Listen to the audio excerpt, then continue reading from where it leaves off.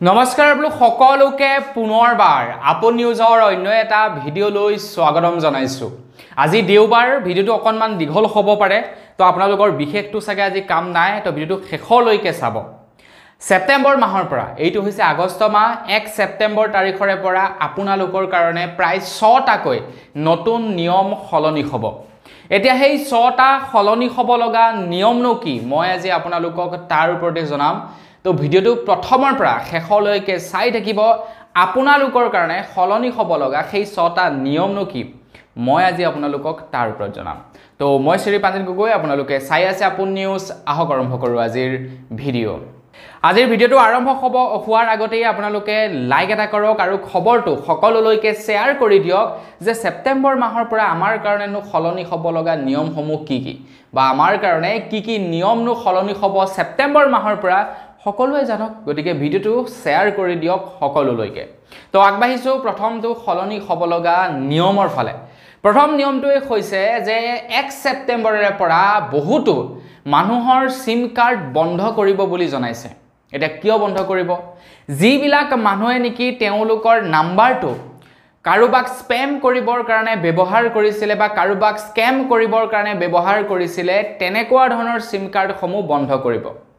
যদি আপোনালোকৰ নাম্বাৰটো আপোনালোকে প্ৰমোশনেল কল কৰিবৰ কাৰণে মানুহক কল কৰি ডিস্টাৰ্ব কৰিছিলে আৰু আপোনাৰ নাম্বাৰটো যদি একাংশ মানুহে ৰিপৰ্ট কৰিছিলে, তেন্তে আপোনাৰ মোবাইল নাম্বাৰটো বন্ধ হ'ব।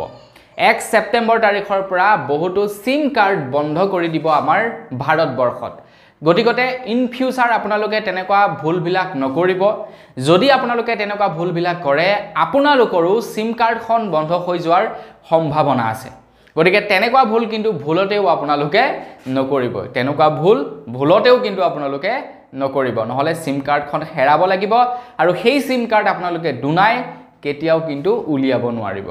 ইয়াৰ পাছৰ নিয়মটো আকৌ ক্ৰেডিট কাৰ্ডৰ লগত জড়িত এটা খুবেই গুৰুত্বপূৰ্ণ নিয়ম সলনি হ'ব।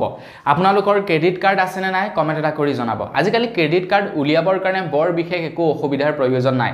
আগতে ক্ৰেডিট কাৰ্ড ল'বৰ কাৰণে ঢেৰ প্ৰব্লেম আছিলে, কিন্তু আজিকালি ক্ৰেডিট কাৰ্ড ল'বৰ কাৰণে প্ৰব্লেম নাই, কিয়নো আপোনালোকক আজিকালি ক্ৰেডিট কাৰ্ড আৰামছে দি দিয়ে কোম্পানীসমূহে।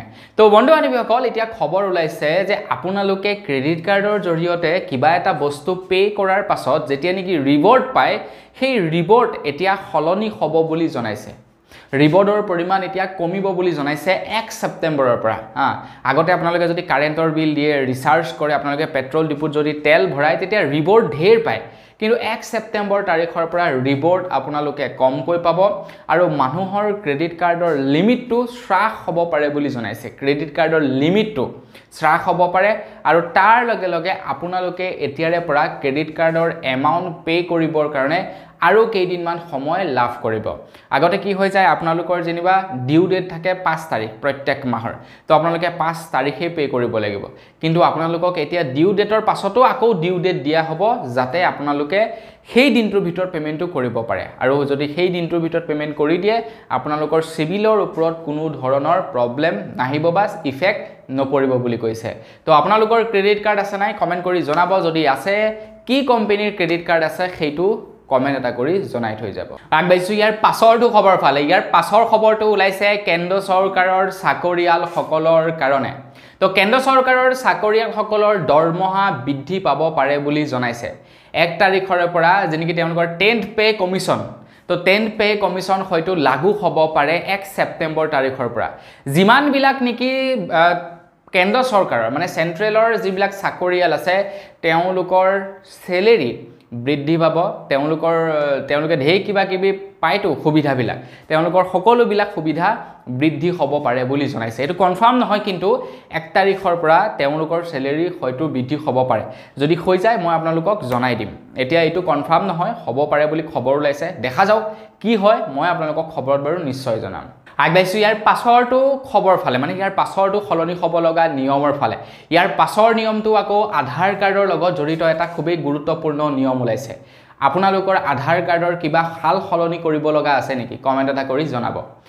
তো বন্ধু বান্ধৱীসকল উদয় তৰফৰ পৰা জনাইছে যে আপোনালোকে ছেপ্টেম্বৰ মাহৰ 14 তাৰিখলৈকে ছেপ্টেম্বৰৰ 14 তাৰিখলৈকে আপোনালোকে বিনামূলীয়াকৈ আধাৰ কাৰ্ডৰ আপডেট কৰিব পাৰিব বুলি জনাইছে আগষ্ট মাহে লাষ্ট ডেট আছিলে কিন্তু এতিয়া আকৌ উদয় তৰফৰ পৰা কৈছে যে ছেপ্টেম্বৰ মাহৰ 14 তাৰিখলৈকে আপোনালোকক লাষ্ট ডেট মানে সেই সময়সীমা বৃদ্ধি কৰি দিব আপোনালোকৰ যদি কিবা আপডেট কৰিব লগা আছে আপডেটটো কৰি ল'ব বিনামূলীয়াকৈ নহলে কিন্তু পাছত আকৌ পইচা ভৰিব লাগিব এতিয়াও যদি আপোনালোকৰ আপডেট কৰিব লগা আছে তথাপিও কৰা নাই শীঘ্ৰেই আপোনালোকে আপডেটটো কৰক তেতিয়া আপোনালোকে বিনামূলীয়াকৈ আপডেট কৰিব পাৰিব এক টকাও আপোনালোকে পইচা ভৰাৰ প্ৰয়োজন নাই যদি আছে শীঘ্ৰেই আপোনালোকে আপডেট কৰক আগবাইছো ইয়াৰ পাছৰটো খবৰ ওলাইছে যে এলপিজি গেছৰ দামটো হাল সলনি হ'ব পাৰে বুলি জনাইছে 1 ছেপ্টেম্বৰৰ পৰা এতিয়া প্ৰত্যেক মাহৰ 1 তাৰিখৰ দিনাখন এলপিজি গেছৰ দাম কিন্তু সলনি হয় আপোনালোকে সেইটো মাইন্ড কৰিছে নে নাই কৰা আপোনালোকে এটা কথা এবাৰৰ পৰা মাইন্ড কৰিব বা আপোনালোকে এটো অবজাৰ্ভ কৰিব প্ৰত্যেক মাহৰ 1 তাৰিখৰ দিনাখন এলপিজি গেছৰ দাম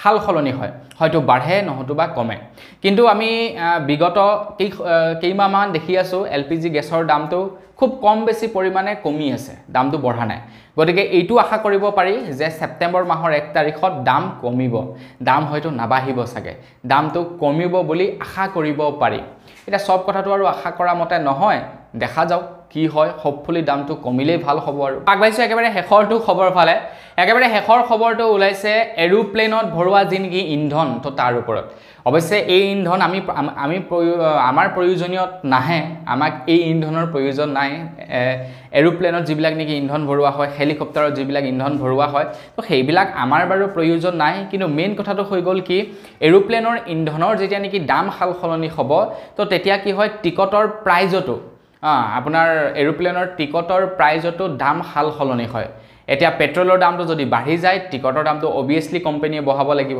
যদি কমি যায় তেতিয়া কোম্পানী বিলাকে কিবা কিবি বেনিফিট দিব গ্ৰাহকক কাস্টমাৰক কিবা কিবি বেনিফিট দিব এটা খবৰ ওলাইছে যে এৰোপ্লেনৰ যি নেকি ফিউল এৰোপ্লেনৰ যি নেকি তেল ভৰোৱা হয় তো সেই তেলৰ দাম আপ ডাউন হ'ব পাৰে বুলি জনাইছে হয়তো দাম কমিব পাৰে বা দাম বাঢ়িব পাৰে দাম সংশোধন কৰিব পাৰে বুলি জনাইছে এটা দাম চাগে নাবাঢ়িব মোৰ মতে দামটো চাগে কমিব পাৰে বুলি এটোটা মানে আশা কৰিব পাৰি তো বন্ধু বান্ধৱীসকল বস এই ছটাই আছিলে 1 ছেপ্টেম্বৰৰ পৰা সলনি হ'ব পৰা কেইটামান নিয়ম তো নিয়ম কেইটা আপোনালোকৰ জানি কেনেকুৱা লাগিলে কমেন্ট কৰি জনাব যদি ভাল লাগিলে লাইক এটা কৰিব চেনেল যদি সাবস্ক্ৰাইব কৰা নাই সাবস্ক্ৰাইবটো কৰি ল'ব পুনৰ এটা ভিডিঅ লগ পোৱাৰ খাতিৰ বিদায় মাগিছো ধন্যবাদ জয়